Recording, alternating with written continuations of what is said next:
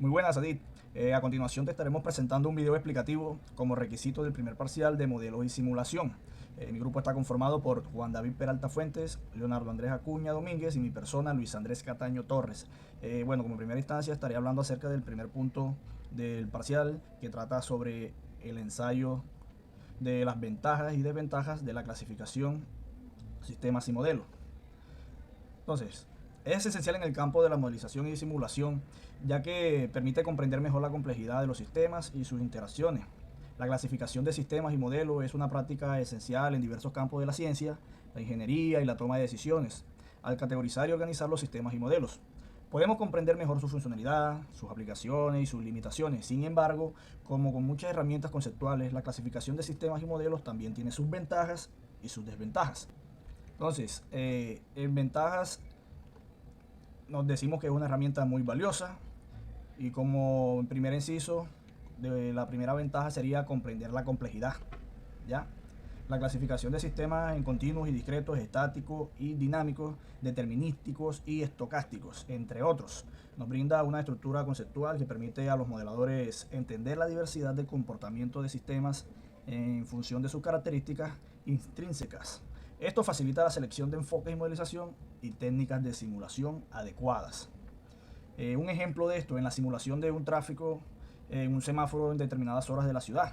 Este ejemplo lo estuvo usted comentando allá en clase. Nos decía de que es un sistema dinámico y estocástico que ayuda a considerar la variabilidad natural del flujo de tráfico y las interacciones no lineales entre los vehículos. Nos decía que el grado de complejidad en algunos momentos era bastante alto, ya que si de pronto nos pusiéramos a analizar, por ejemplo, el flujo de vehicular y podríamos ir anotando, por ejemplo, la cantidad de carros que pasan ahí a tal hora. Ya sería algo bastante tedioso a comparación si lo haríamos, como usted dijo, con las naranjas y los aguacates. Como segunda ventaja dice diseño efectivo de experimentos. La clasificación de sistema permite identificar las variables independientes y dependientes e intervinientes en un modelo.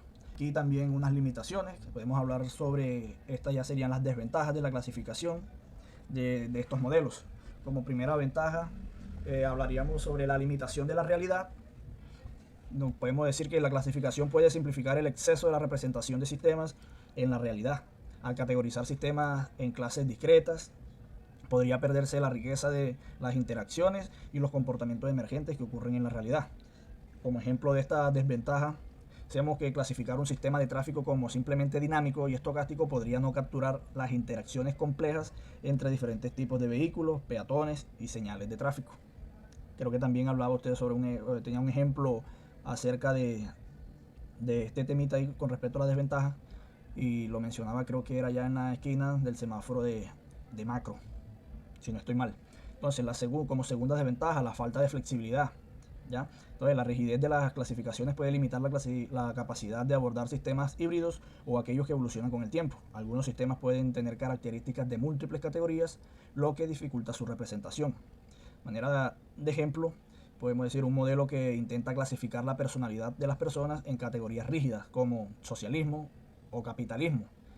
De esto también nos hablaba usted en clase, que nos decía que el socialismo, el comunismo, el capitalismo, que ninguna de esos sistemas económicos funcionaba, solo que sí nos traíamos, como quien dice, lo bueno de cada uno de ellos.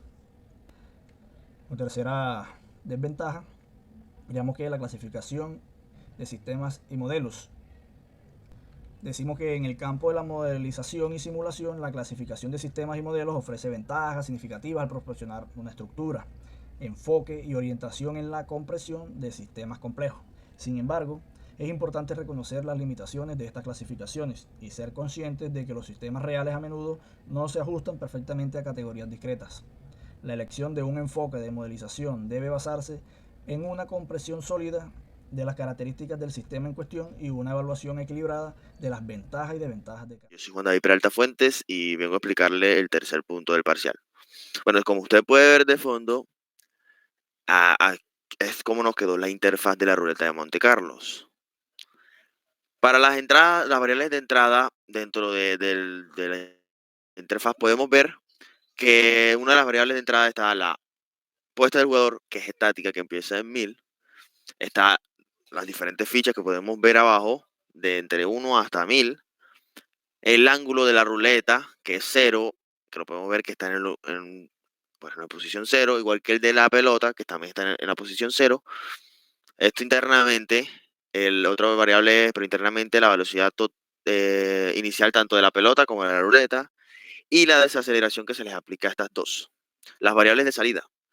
Está el número donde se ubicó la pelota como punto final, que lo podemos ver arriba, que nos da el color, nos da el resultado de la apuesta, si se nos suma o se nos resta lo que nosotros apostamos. Bueno, el resultado de la apuesta sería más si acertamos o no y la ganancia que produce ese resultado, que es la resta o la suma. Si podemos ver, mientras se juega, mientras estamos jugando, hay 3 modelos matemáticos que se aplican en esta ruleta. La primera parte sería para el movimiento de la ruleta. Si ustedes pueden ver, la ruleta puede girar de manera pues constante circular, que es lo más obvio, más lógico, simulando una ruleta de Monte Carlo. Pero lo que nosotros utilizamos para simular eso fue la velocidad angular constante, en sentido contrario a las agujas del reloj. Utilizamos la fórmula de pues, la velocidad angular, que es igual a un ángulo entre a un tiempo determinado. Para la detención total de la ruleta se genera un tiempo aleatorio, pero a la ruleta se le aplica una cierta desaceleración en cada iteración del while para ir disminuyendo esa velocidad y simular que hay una fricción y un rozamiento entre la pelota y la ruleta. El segundo punto de modelo matemático sería el modelo del movimiento de la pelota. Es algo muy similar.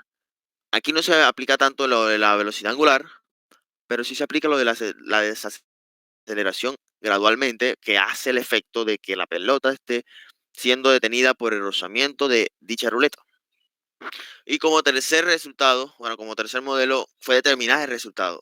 Si usted ve que en el juego nos dan el resultado de la pelota donde cayó, pero fue uno de los problemas más complicados, de hecho, pues descubrir cómo podíamos correctamente hallar ese número. Pero uno de los que, hablando con muchas inteligencias artificiales, una de las soluciones que nos brindaron fue utilizar el teorema de Pitágoras.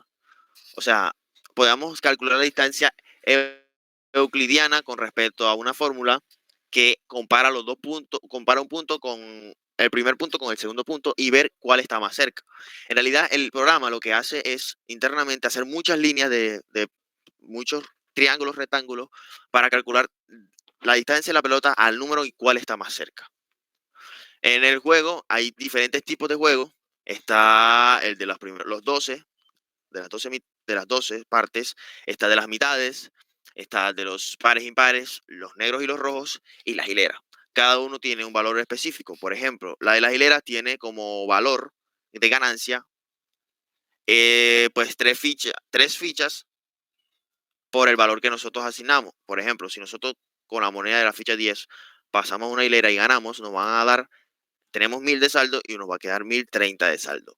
Al igual que de las 12 partes del juego, también nos brindan esa ganancia, pero las otras no.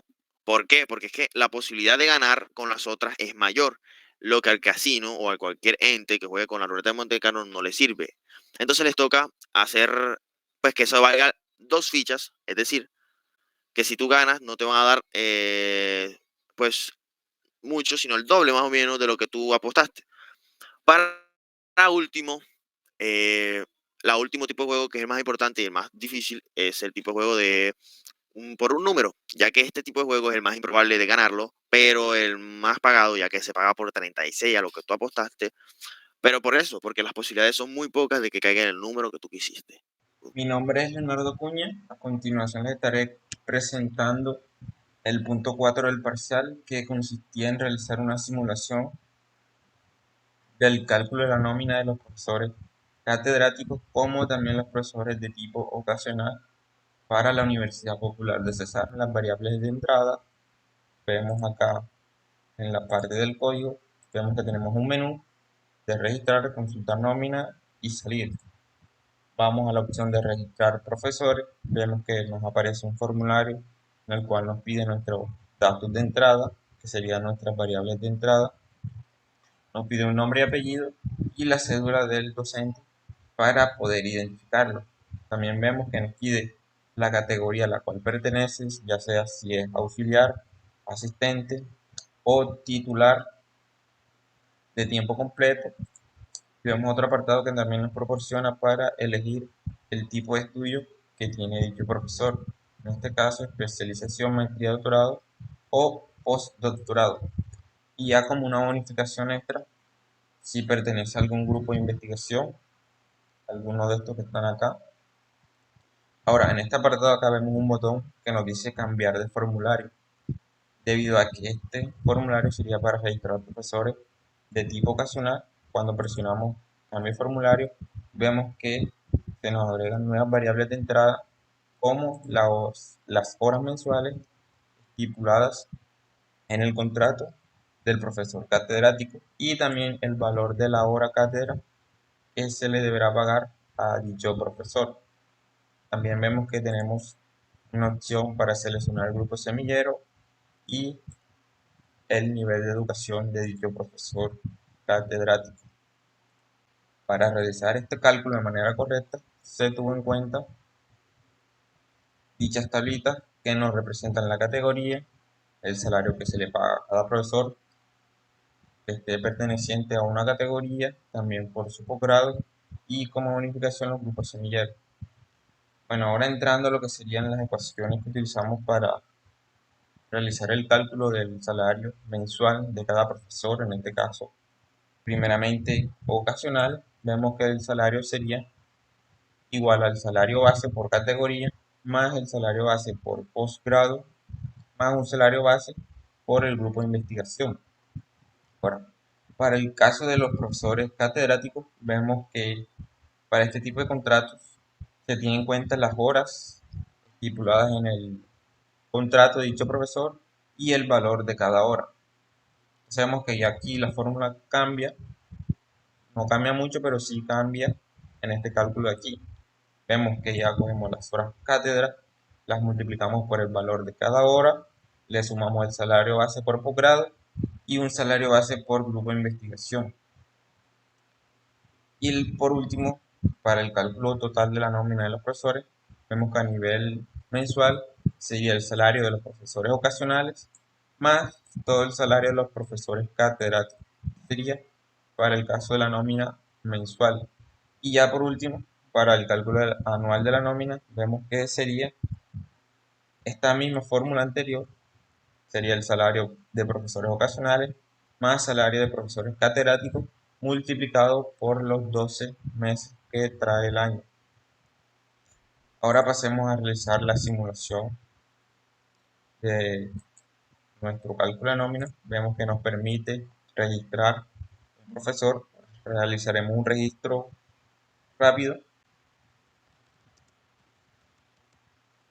Luis Camilo, le colocamos una cédula cualquiera, seleccionamos el tipo de categoría a la que pertenece, el posgrado, el grupo de semillero y registramos. Vemos que nos aparece un mensaje de registro, le damos al botón volver al menú, consultar nómina y aquí vemos que nos aparece dos tablas en donde tenemos divididos los profesores ocasionales y los profesores catedráticos del lado derecho. Aquí en el lado de los profesores ocasionales vemos que se agregó el profesor que acabamos de registrar con el nombre Luis Camilo. Ya observamos aquí que podemos ver su salario base mensual, como también sus otras características como el posgrado, la categoría, el grupo de investigación. Y para el caso de los catedráticos también vemos que automáticamente se calcula el salario mensual, tenemos la información correspondiente a cada tipo de profesor.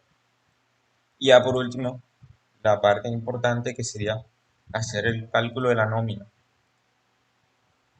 Vemos acá que ya nos muestra la nómina anual y mensual que debería pagar la universidad con respecto a los profesores que tiene contratado. Vemos que a nivel mensual tiene que pagar un valor de 63.270.240 pesos y a nivel anual debe pagar 759.200.000 242.880 pesos.